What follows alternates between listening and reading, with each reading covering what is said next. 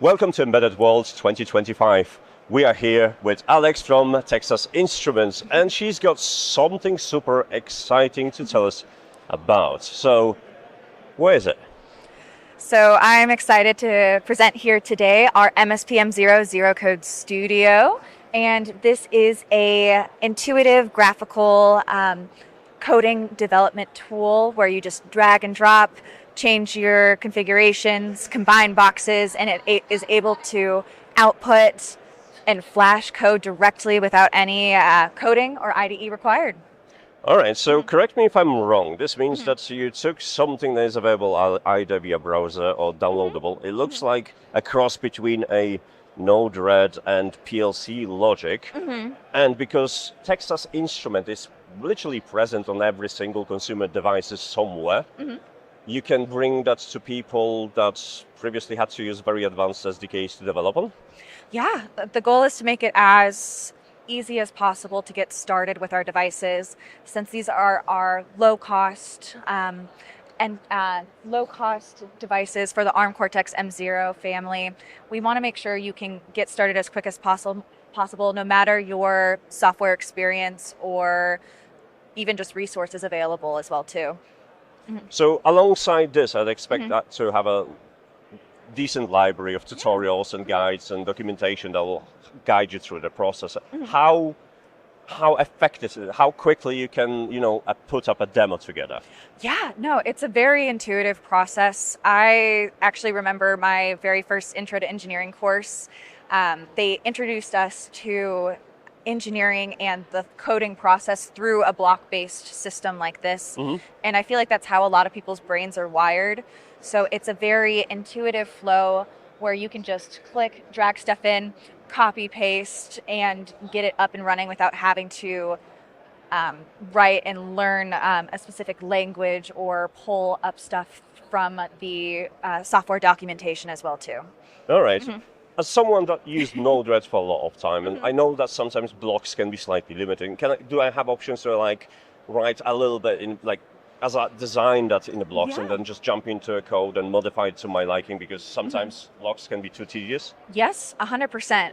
So this specific tool outputs, if you look on the bottom right, it outputs different files as well too, including the C file and all of the various headers as well. So you can export that and work on that on your side as well too, and use this to get started and as a solid foundation, and then be able to make changes on your own as well too. So it comes with all the API for the community to create add-ons and import their libraries and stuff like that. So you're not really limited with this stuff. No limitations. Okay, so we have a small demo going on in here, and it looks like only one of the fans is working. How complicated it would be to enable the second fan? Yeah, no, not too complicated at all. Here, like we mentioned, we just have a GPIO write for the LED and updating the PWM duty cycle. Right now, it's just going for the left fan, and if we wanted to add another one in, we could just delete this connection here. Yep, that's very Node-RED, I like that. And lots of people are going to find it very familiar. Yeah. Delete that connection, come in here, and you can see one of the options in the timer section is PWM update duty cycle. You can add in another block like that. It'll hop in here, and you can move it over. And in this case, the right fan would then be PWM channel 1. So you can just configure that down here in the bottom left. Get that going. And it's literally as simple as drag and drop, specify the channel for PWM signal. And then make the connections. And this is an infinite loop, so as you're looking here, it will, it will let me. I am also using the trackpad. There we go. Excellent. So it is an infinite loop, so once it comes in here, it'll follow this same thread and indefinitely. And then you just compile it and send it to your board. One other thing I'm going to do real quick is I'm going to change the LED so that it'll match the other side as well too. Oh, nice. So this is that second block there. It's currently red, so we're going to change that to PB22. Okay, beautiful. And then you can just build and load directly from the... And that literally took us about a minute to complete, and in a second we'll see if that works. as advertised. I mean, we only step away from having like a massive big screens and virtual reality to doing it with hands, because essentially that's what we're doing right now, just moving blocks into a place to make the programming happen. Make it work. And the drum rolls. It's loading. It's loading. The tension is rising. Oh no! Oh, I didn't change it. Sorry, that's on me. I added. We have lights. We have lights. We have no action. I added it in and didn't change the site. I didn't configure it. Okay. So here we'll just put it at 25, and then we should be good. We need to add some beans, and then it's going to be working flawlessly.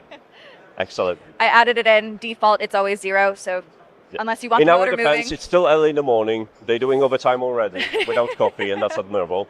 So we're going to find out if the beans made a difference. And okay, version 2.0. 2.0. Yes. There we go. We have a basically you created a drone with a drag and drop. Yes. It's not flying because we restricted in here, but we've made a drone within a second, and that's what you can create with Texas Instruments. So where can people find this? How you can get started with this? Yeah, so you can find this on ti.com. If you just look online, MSP0 Code Studio, there is a product page for the specific tool, and you have two options. You can either hit launch, which will take you to the cloud version, so you don't need to download anything, or if you want to have it local to your computer, there's a download option as well too. All of this is free and as simple as can be. Excellent. So if you want to find out more, just head to the description of this video. There's going to be a link, and you'll find all the information about the latest Texas Instruments visual programming suite. Thank you so much, and thank you for speaking to me. Yeah, of course. Thank you so much.